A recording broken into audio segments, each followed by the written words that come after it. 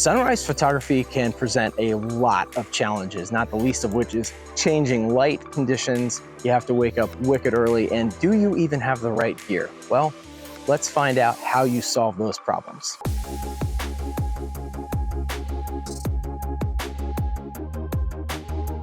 I'm out at Battery Lane on Jamestown in Rhode Island, and there was a beautiful sunrise this morning. Mostly clear skies. There's a few clouds coming by, but that actually made for some interesting shots. I want to walk you through some of the things that you're going to need to make your sunrise photography really something that you're proud of, something that you're proud to show off. At the end, I'm also going to leave you with a secret cheat sheet that you can use to dial in the exact settings you need every single time. So let's get started. When you're planning your shoot, one thing to do ahead of time is to actually scout the location in person if you can. It's not always possible, but my wife and I were here a few days ago and we were here at sunset. This is sunrise, so it's totally different. The light is playing with the grass in the field in different ways now than it was then, but I was able to see where I might want to set up my shots, and that makes things go a lot faster. Because if you don't do that, then you get here and you're scrambling around. It's like me trying to play golf. I'm hitting my ball and then I'm running after it constantly. So it's important to scout out your location if you can ahead of time.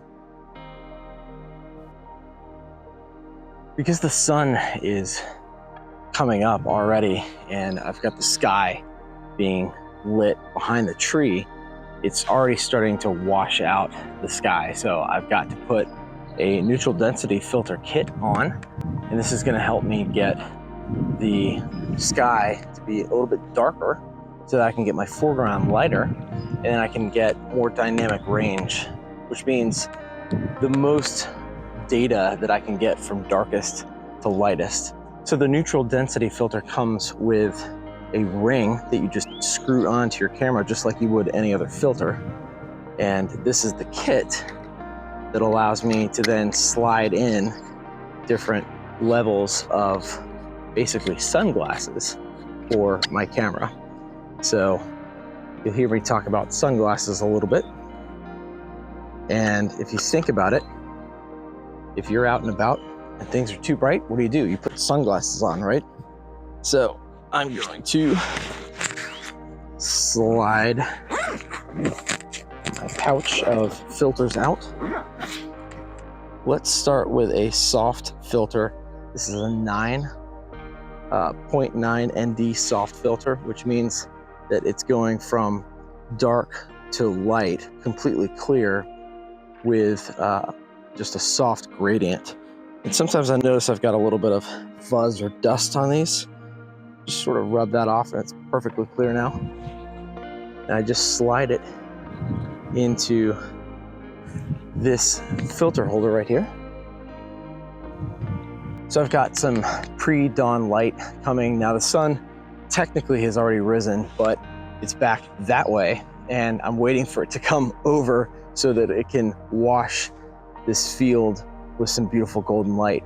But in the meantime, I want to get this tree that's over here in my shot as the subject, and I've got some beautiful grass, some lighter colored grass that gives some good color contrast, and also, I guess, luminance contrast because it's lighter against the dark tree, and it just provides some good foreground interest.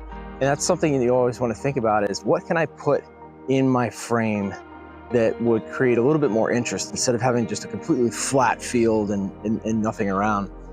So that's one thing to consider, is to have that foreground interest. Now, when I'm working with a neutral density filter, the cool thing is I can slide it up and down to be able to get the fade, so to speak, of the sunglasses for the camera exactly where I want.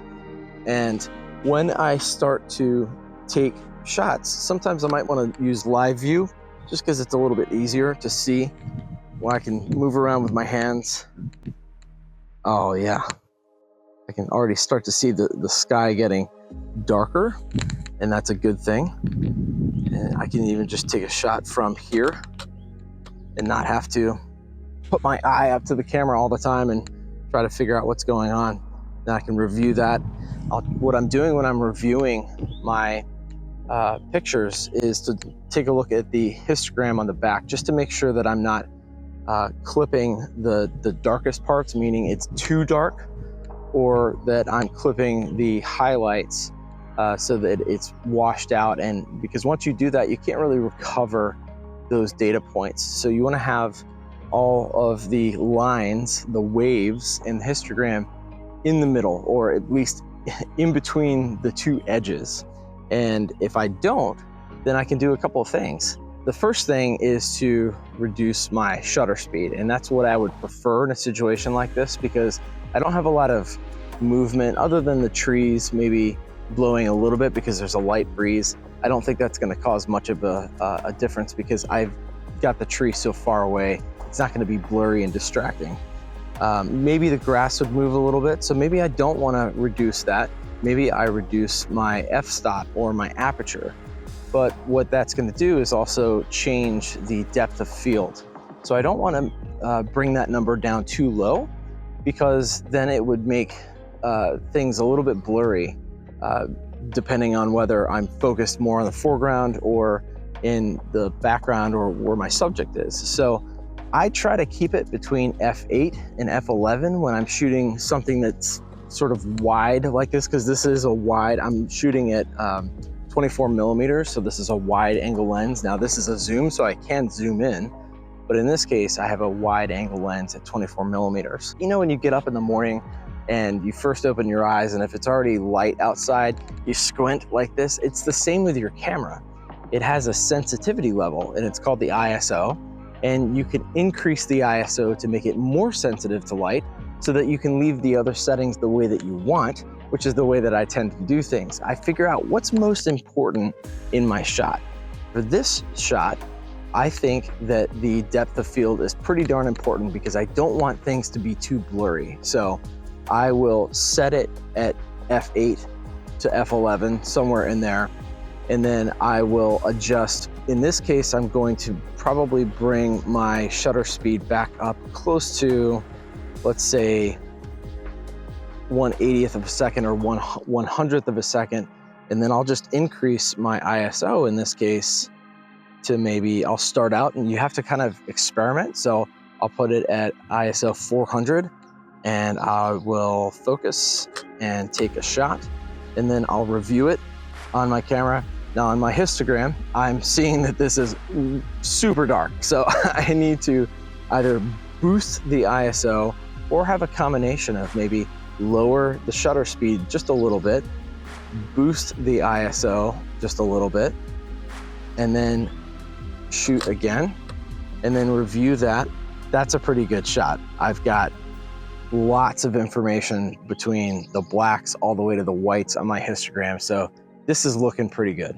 One thing I'm guilty of is not putting myself in the shot as often as I should, because it creates a little bit more interest. It creates a feeling of connection, because when we put humans in our photographs, I know that we might be shooting nature photography most often, but we have to remember that we are interacting with nature. So it's important for us to remember to put ourselves in the shot sometimes.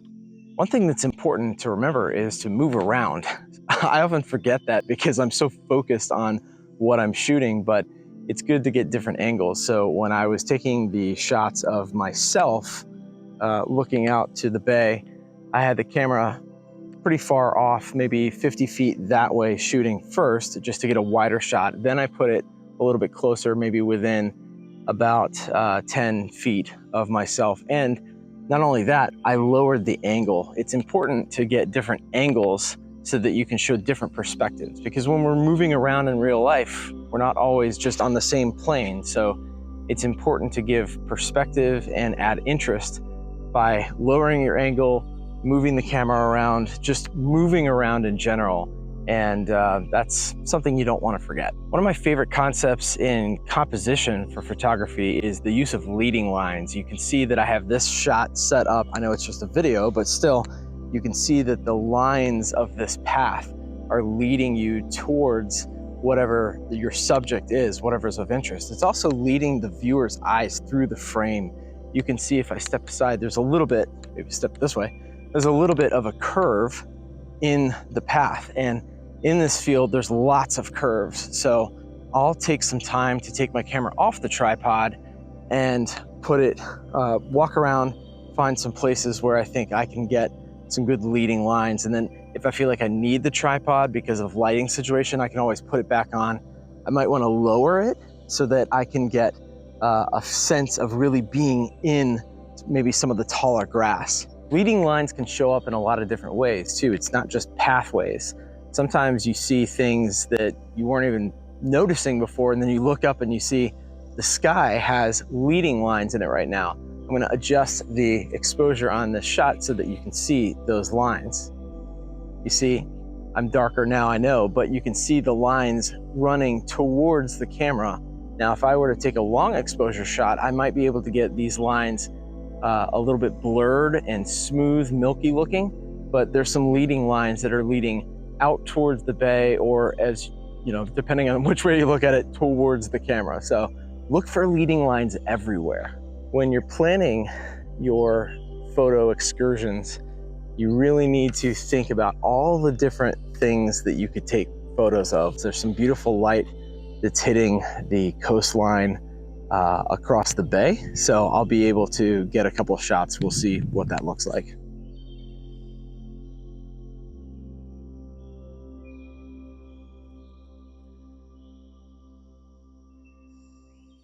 All right, you ready for that secret weapon? I've got a cheat sheet of camera settings for you. I'm gonna put the link on screen right now, and then you can go in the bio and get that same link to get your cheat sheet free to download. It's got step-by-step process for any type of shooting situation, whether it's sunrise, long exposure, anything, that you're gonna have exactly what you need to dial in the settings to make your photography look absolutely amazing. Also, if you wanna check out how to better compose your nature and landscape photography, I've got a link right here. So check that out. Until next time, happy shooting.